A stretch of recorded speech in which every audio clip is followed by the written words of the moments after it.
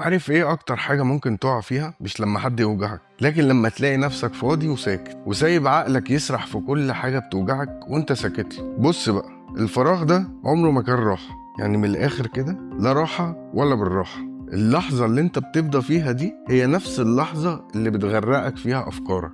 يعني اول ما بتفضى وتقعد مع نفسك كده تلاقي عقلك بيقعد يرجعك للي فات، بيقعد بقى يكبر لك وجع كان صغير، ويقعد يفكرك بناس راحت، ويقنعك ان مفيش امل. بس دي بقى مش الحقيقة. الحقيقة ان الفراغ ده هو اللي بيفتح باب الوساوس، وبيقعد يسمعك صوت مش حقيقي جواه. ربنا عز وجل قال: فإذا فرغت فانصب وإلى ربك فأرغب.